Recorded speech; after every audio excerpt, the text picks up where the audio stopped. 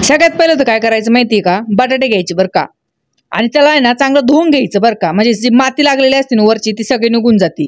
थोडंसं त्यासाठी भिजू घालायचं पाण्यात 4-5 मिनिटं, म्हणजे माती भिजली का लगेच आपणे आपच निघून जाते. आणि त्याच्यामुळं काय म्हणजे आपल्याला सालं नाही काढायची ना, त्याच्यामुळं ही माती मग चांगली निघून जाते असं केल्यावर. आणि असे उभे काप कापून घ्यायचे बरं का पूर्ण बटाट्याचे, आणि गरम पाणी करायला ठेवायचं. आणि गरम पाण्यात उकळी आली का लगेच हे बटाटे टाकून द्यायचे आणि 4-5 मिनिटासाठी याला उकळून घ्यायचं आणि लगेच काढून घ्यायचं एखाद्या चाळणीमध्ये. आणि आता याला चांगलं पाणी म्हणजे सुकून घ्यायचं याचं, आणि कपड्याने पुसून घ्यायचं एखाद्या कॉटनच्या, म्हणजे सगळं पाणी निघतं. आणि आपण चिवड्यात पापड्या नाही टाकत का त्या घ्यायच्या 1 वाटी, त्याला मिक्सरमध्ये बारीक करून घ्यायचं बरं का. आणि इथं जर तुमच्याकडे त्या पापड्या नसत्यान तर ब्रेड घ्यायचे, ब्रेड बारीक करून घ्यायचे.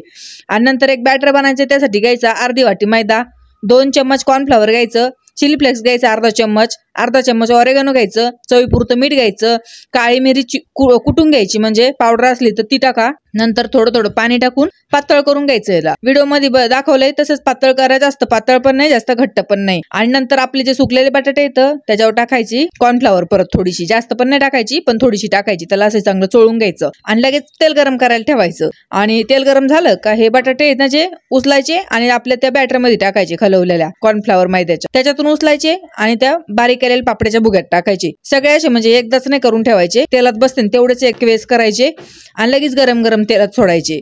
आणि आता याला बारीक आणि मिडियम गॅसवरती 4-5 मिनिटं असे तळून घ्यायचे, म्हणजे 2-3 मिनिटं, म्हणजे चांगले असे कुरकुरीत क्रिस्पी होते. बटाटे पण आतून चांगले मस्त मऊ म्हणजे शिजून निघते, तळून निघते. आणि असेच करून घ्यायचे, मग लगेच खायला खूप छान बटाटे लागतात बरं का. हे बटाटे म्हणू शकत नाही आपण याला, अशी वेगळीच टेस्ट येते याची, त्या पापड्याची, कॉर्नफ्लॉवरची, त्या चिली फ्लेक्स ऑरेगॅनोची. खूप मस्त. पोरांना तर इतकं आवडतं ना, हे जर खाल्ले ना तर फ्रेंच फ्राईजला खायला विसरते पोरं, एवढं भारी लागतं हे.